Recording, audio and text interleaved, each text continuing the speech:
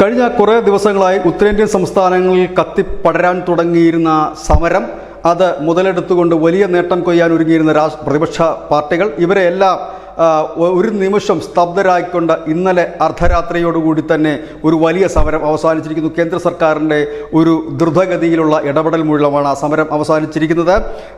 ഈ പുതിയ ഒരു നിയമം ഈ അവസാന പാർലമെൻറ്റിൽ പാസ്സാക്കിയത് ഭാരതീയ ന്യായ സംഹിത എന്നാണ്. ആ നിയമത്തിലെ 106(2) വകുപ്പ് പ്രകാരം ഈ ട്രക്ക് ഡ്രൈവർമാർക്കും വാഹനം ഓടിക്കുന്നവർക്കുമൊക്കെ ആ അപകടത്തിൽ പെട്ടാൽ, അതായത് ഇവരുടെ വാഹനം ഇടിച്ച് ആരെങ്കിലും കൊല്ലപ്പെടുകയോ മറ്റോ ചെയ്ത 10 വർഷം തടവും ഒപ്പം തന്നെ പിഴയും നൽകണമെന്ന ഒരു വകുപ്പ് അതിൽ ഉണ്ടായിരുന്നു. ഇതിനെതിരെയാണ് ഈ ട്രക്ക് ഡ്രൈവർമാർ സമരം നടത്തിയത്. അവർ പറയുന്നത് ഇത് നമ്മുടേതല്ലാത്ത കാരണങ്ങളാൽ ചിലപ്പോൾ അപകടങ്ങൾ സംഭവിക്കുക, അപ്പോൾ ഈ ശിക്ഷാ കാലാവധി ഇത്രയും ഒരു വലിയ ശിക്ഷ നൽകുന്നതിനെ എതിർത്തുകൊണ്ടാണ് സമരം നടന്നത്. മുൻപ് ഇത് 2 വർഷമായിരുന്നു ഈ ശിക്ഷാ കാലാവധി എങ്കിൽ ഇപ്പോഴത് 10 വർഷത്തേക്ക് മാറി. ഇതിനെതിരെയായിരുന്നു സമരം നടത്തിയത്. പക്ഷേ ഈ സമരം വലിയ രീതിയിൽ രാജ്യവ്യാപകമായി വ്യാപിച്ചിരുന്നെങ്കിൽ ഒരുപക്ഷെ വലിയ രീതിയിൽ വിലക്കയറ്റം ഉണ്ടാകുകയും നിത്യോപയോഗ സാധനങ്ങൾ കിട്ടാതെ വരുന്ന ഒരു സ്ഥിതിയിലേക്കും രാജ്യം പോയതിനെ ഒരുപക്ഷെ ഈ കർഷക സമരം പോലെ തന്നെ ഒരു വലിയ രീതിയിൽ കത്തിച്ചെടുക്കാൻ പ്രതിപക്ഷം അണിയറയിൽ തയ്യാറെടുക്കുമ്പോഴാണ് വളരെ പെട്ടെന്ന് തന്നെ കേന്ദ്രം ആ സമരം ഈ ട്രക്ക് ഡ്രൈവർമാരും ഓണർമാരുമായി നടത്തിയ ചർച്ചയിൽ സമരം അവസാനിപ്പിച്ചിരിക്കുന്നത്.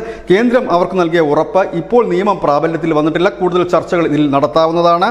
ഏതായാലും ഇപ്പോഴുള്ള ഈ ഹിറ്റ് ആൻഡ് റൺ നിയമം അത് കൂടുതൽ ചർച്ചകൾക്ക് ശേഷമേ നടപ്പാക്കൂ എന്ന് കേന്ദ്രം ഉറപ്പ് നൽകിയിരിക്കുന്നു. News desk news India Malayalam.